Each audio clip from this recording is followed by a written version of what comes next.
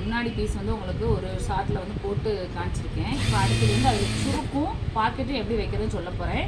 அதை நீங்கள் பார்த்துக்கோங்க தெளிவாக.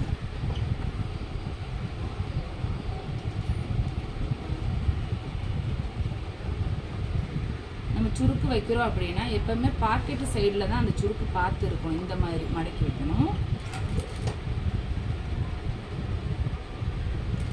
இந்த மாதிரி 2 சுருக்கு தான் வைக்கணும். அதே மாதிரி இந்த சைடும் வைக்கணும். இந்த சைடு வைக்கல, இங்கிட்டு பார்த்து இந்த சுருக்கு நீங்கள் வச்சு முடிச்சிடணும். இப்போ பாக்கெட் எப்படி தைக்க போகிறோம்னு பார்த்துக்கோங்க. பாக்கெட்டுக்கான துணி இது கொடுத்துருக்காங்க. ஃபஸ்ட்டு நம்ம வந்து அந்த பாக்கெட்டில் உள்ள துணி என்ன பண்ணணும் அப்படின்னா,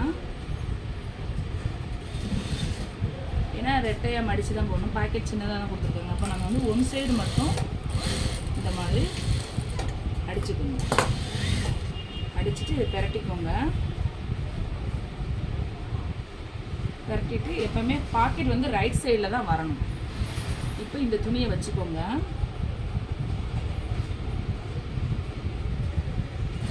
பாக்கெட்டுக்கு வந்து எந்த அளவுக்கு கை போகணுங்கிறது உங்களுக்கு பிள்ளைங்களோட அளவை வச்சு நம்ம கொடுத்துருப்பாங்க. அதுக்கு தகுந்தாப்புல நம்ம இதில் அடையாளப்படுத்தி வச்சுக்குருவோம்.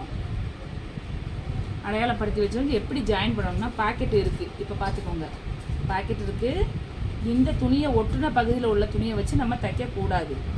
அப்போ என்ன செய்யணும், இந்த துணியை விட்டுட்டு இந்த துணியை வச்சு தான் நம்ம தைக்கணும். அப்போ தான் பாக்கெட் வந்து திரண்டு வரும்.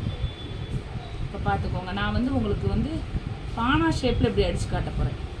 எந்த ஷேப்லனா அப்போனா தான் கொஞ்சம் ஈஸியாக இருக்கும், உங்களுக்கு பழகிறதுக்கும் ஈஸியாக இருக்கும், அடிக்கிறதுக்கும் ஈஸியாக இருக்கும். இந்த மாதிரி அந்த இடத்துல முடிச்சு போட்டுக்கோங்க. முடிச்சு போட்டு தைக்கணும், இல்லைன்னா பாக்கெட் வந்து பிரிஞ்சிடும். நம்ம செய்கிற வேலையில் வந்து திருந்தமாக செய்யணும். இப்போ நம்ம இது பண்ணியாச்சு. இப்போ நான் என்ன செய்கிறேன்னா, இந்த இடத்துல கட் பண்ணி விட்டுட்டு தான் நம்ம பரட்ட முடியும். இப்போ கட் பண்ணையில் பார்த்துக்கோங்க, பாக்கெட் வந்து உள்ளே வந்துருச்சியா.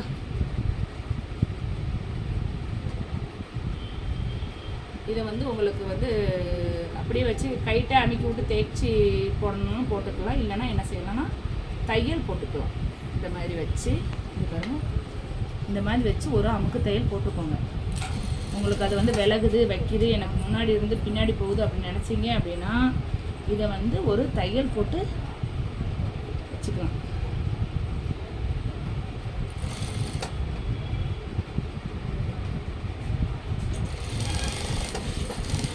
இப்போ தையல் போட்டு வச்சுட்டு இதே தையல் இந்த பாக்கெட் வந்து மேலேயும் இப்படி ஒரு அடி அடிச்சுக்கிட்டீங்க அப்படின்னா இந்த பாக்கெட் வந்து முன் பீஸில் வந்து விலகாது.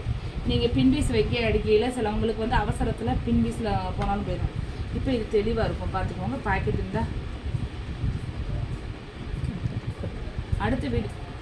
அடுத்த வீடியோவில் வந்து உங்களுக்கு எப்படி இதை வந்து இணைக்கிறது, முன்பகுதியும் பின்பகுதியும் இணைக்கிறத நான் வந்து ஸ்டார்ட்டாக போடுறேன், பார்த்துக்கோங்க.